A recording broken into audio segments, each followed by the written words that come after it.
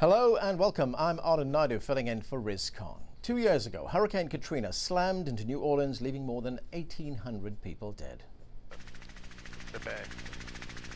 The storm also left a path of devastation, much of which is still visible today. Residents are still struggling to rebuild their lives. Many say the much-promised aid has never arrived and that they've been left to fend for themselves.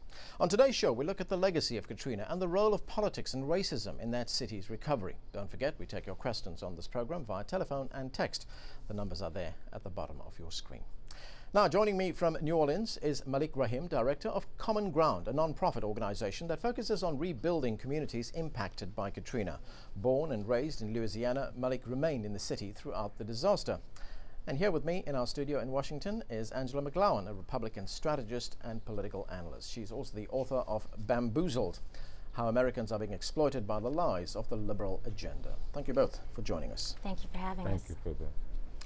You're welcome. Malik, let me start with you. 2 years after Katrina, large parts of New Orleans is still a wasteland. That's not my description. That's a description in The Economist magazine. It says wealthier neighborhoods, mainly white, have made some progress in recovery. Poorer neighborhoods, mainly black, are still a disaster zone. How much does race have to play with that? Well, race have always played an important role in anything that happened in the Deep South, and New Orleans is no exception. You have to remember this was a slave state, so there have never been a time in the history of New Orleans that race haven't played ever played a dominant role in Louisiana politics. First is race, second is class, and then third, and I mean a distant third, is the people of this city, this great city, and this great state. So, race have always played a dominant role in anything that happened in New Orleans. Let me get this straight. Are you saying that because the poorer neighborhoods are inhabited, or the people who live there are mainly black, that they've been left behind? Oh yes, I mean it shows, it manifests itself in the entire recovery effort. If you go out to the Lakeshore area, they was devastated by this hurricane. They unrecovered. If you go into the Holy Cross area or the Lower Ninth Ward, you'll see that they are recovering at a far greater level than what you see in the part of the Lower Ninth Ward that we work in, the part that is predominantly African American, working class people. And you'll see that in this area we have less than I don't believe it's 100 families that have really moved back in. You don't see no real building in earnest. It seems like everybody have forgotten about this little part of New Orleans. Even when the hurricane hit, race played a role. You seen a sea of blue tops that they put on the roofs of everybody's homes, except for the homes in the Ninth Ward, except for the homes in New Orleans East, areas that predominantly African American. And they was putting those blue tops on the roof at a cost of $175 a square foot to put a temporary cloth on a roof of a home. That's more money than it would cost to redo a roof. But this is what was going on. But it didn't do anything to the homes of the people who was hardest hit. Okay, Malik. More people lost their lives in the Ninth Ward than any other place of this city. Okay, Malik, let me put that same question to Angela here with me in the studio. Is it as stark as that, quite literally black and white? I think that there's a lot of ambiguity there, but yes, there is black and white. However, race did play a role. I think a lot of blame was put on President Bush. And I commend President Bush for taking a lot of the blame. But I think, too, the fault lies with Ray Nagin, the black mayor of New Orleans. I think the blame can lie, too, with the governor of Louisiana not acting like they should have early enough and soon enough and evacuating people out. And as for the whiter neighborhoods versus the blacker neighborhoods, I think with some of the homes we have to look at, were the people insured? And if they were insured and the insurance companies have not sent the checks there where they need to go, then there should be a full-blown investigation. I think it's a travesty, though, that you have presidential candidates now that are using the race card and the blame game to get more votes from the black community. You have Obama that's come up with proposals. You have Edwards that's come up with proposals. You've had Hillary Clinton that's come up with proposals. But what exactly are they going to do, and who's going to pay for it? What about proposals from the other side, from the Republicans? You've had Republicans come up with proposals as well, but too, they're doing the blame game. But again, the question is posed, who's going to actually pay for it? Everybody can say woulda, coulda, shoulda. And do I think that FEMA should have been a part of Homeland Security? No. I think that FEMA should have stood alone. Do I think that there was a lot of bureaucracy played? Do I still think there's a lot of bureaucracy there? Yes. However, everybody's coming with proposals. I think we can learn something from Hurricane Katrina, but I think that people really should put those proposals in action. And FEMA, there being the Federal Emergency Management Agency. Yes. You just talked about President Bush. He was in New Orleans today, this morning. He made a speech. Let's listen to part of the speech he made today. This town is better today than it was yesterday, and it's going to be better tomorrow than it was today. Well, that was a short excerpt from a speech President Bush made this morning, saying this town is better today than it was yesterday. Malik, do you believe that's the case? No, I don't. But then I don't understand the entire content of that, of his statement. So I can't elaborate on just a little sound bite of it. But I can tell you this about New Orleans, and that is it's a tale of two cities. It's, if you're in the white part of New Orleans, if you're in the most connected or the wealthiest part of New Orleans is recovered. But if you're in the poor section, if you're in the traditionally African-American section of this city, then there's no difference. There's no hope. We're in a city that's engulfing a construction boom. And we still don't have 200 people in training in the construction field that's from New Orleans. We have all this construction going on in this city, and unemployment is still over 50% among young African-American males. So when we say whether we're better off, we are far from being better off. Well, Malik, are you guys protesting? Because in essence, if people are down there trying to rebuild New Orleans, then you guys should protest. You guys should get some of those jobs if the people are still down there to do that. All of this is falling on deaf ears. The cameras is here today. Tomorrow these cameras gonna be gone, and they are going back to the same old way. We've been here in New Orleans ever since the beginning. At Common Ground, we have served over 180,000 people in direct service. What is the mayor doing down there to help in this situation? Excuse me for a second. Yes, sir. We have done this, and we have yet to be approached by any government official, whether it's federal, state, or local. Nobody have come to see what we are doing, and I know we have done more than most. So again, what I'm saying is this here: there's nothing that's being done to offer hope. Only thing that our community is faced with is military as our police.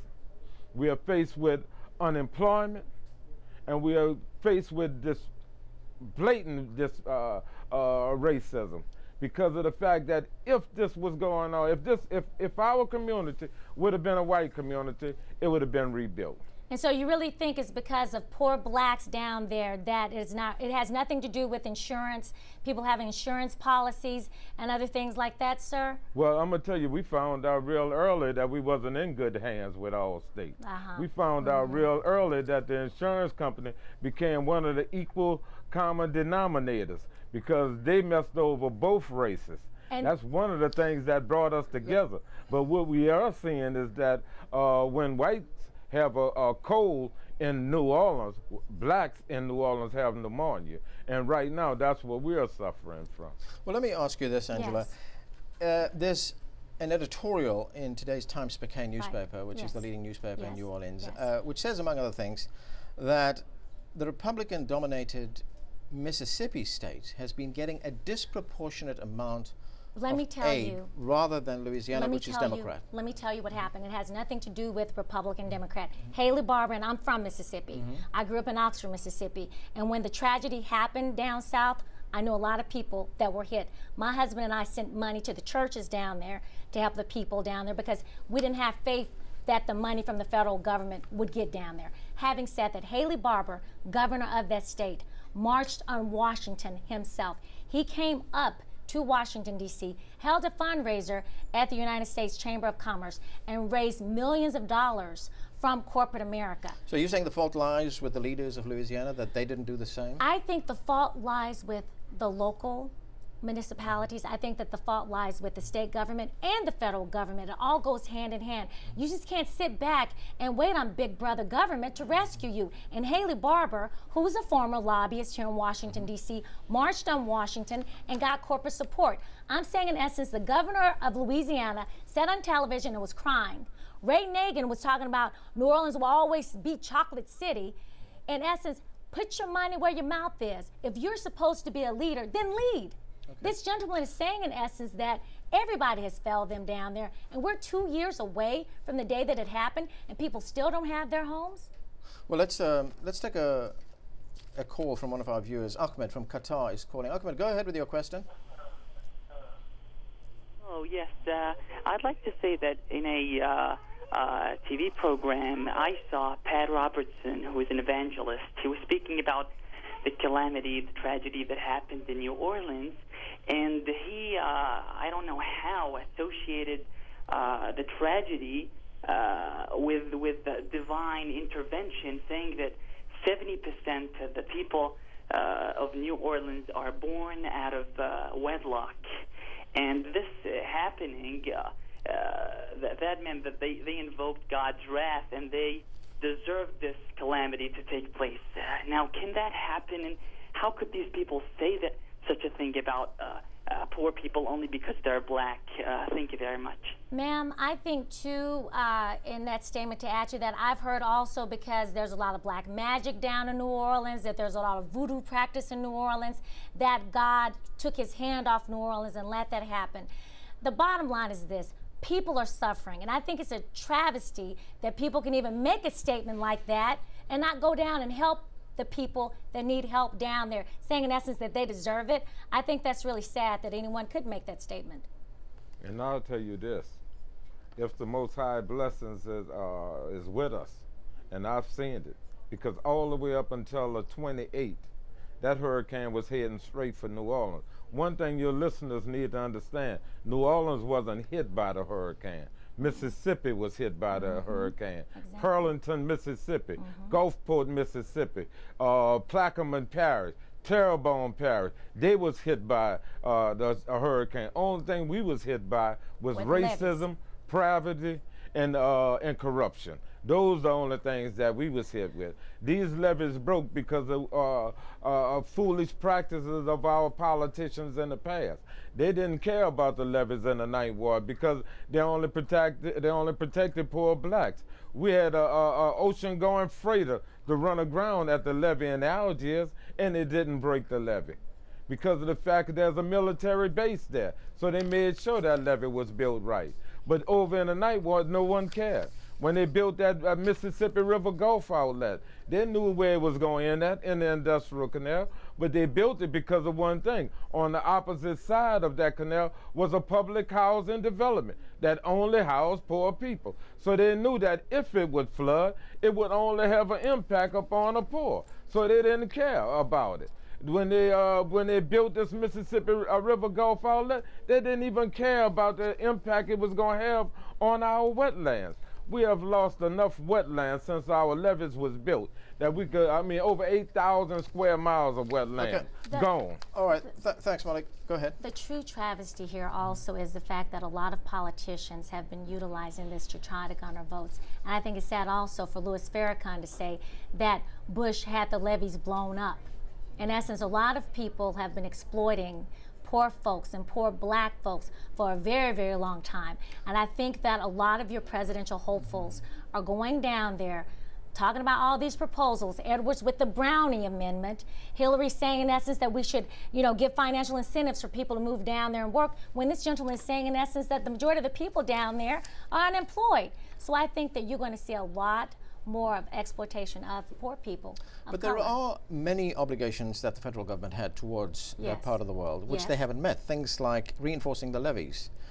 In all the material I've been reading, they say, well, the levees have not been reinforced. I'm going to have to interrupt. I'm going to have to interrupt there because one of the things that I'm getting sick and tired of people talking about is levees. We don't need any more doggone levees. We need a storm protection system. One that will not be talking about how can we conquer nature, but one that will work along with nature. If you look at what we have here in comparison to what kind of storm protection system that's set up in Denmark or in London, then you'll see the travesty of what is happening here. No, we don't need no levee system. We need to talk, because nobody is signing off on it. We need to talk about how can we restore our wetlands and how can we build a storm protection system. Okay, Malik, I think that's another debate. Things like housing, the Road Home program, those obligations have not been fully met, and that's a federal program. And there's a problem, and that's why I'm for smaller government. At the end of the day, yes, FEMA failed us. The federal government failed us. President Bush, flying around days after the travesty, failed us. And Ray Nagin failed us, and the governor of Louisiana did as well. I think there should be a full-blown investigation, but also people need to have their homes. People need to have their places to stay. And we need to find out who dropped the ball where and make sure that this never happens again. But you are right. The federal government, big brother government, has never really worked for me. Well, I'm going to tell you, I won't say that they failed, because to say that the government failed is also the implied that they tried, Malik, I'm and afraid, they didn't try. Okay, Malik, I'm afraid we're going to have to leave it there. We've run out of time. Angela God McLeod. bless you, Malik. God bless you. Malik Rahim, thanks you. for joining us. Thank you both for joining us. And thank you for being with us. Looking ahead to tomorrow's program, we'll be joined by the Eritrean President, Isaias Afwerki, as he dismisses U.S. accusations that his country is undermining security in Somalia. Don't forget, if you have any thoughts about pressing issues around the world, send us your emails to riz@aljazeera.net. See you next time. Street Talk is next.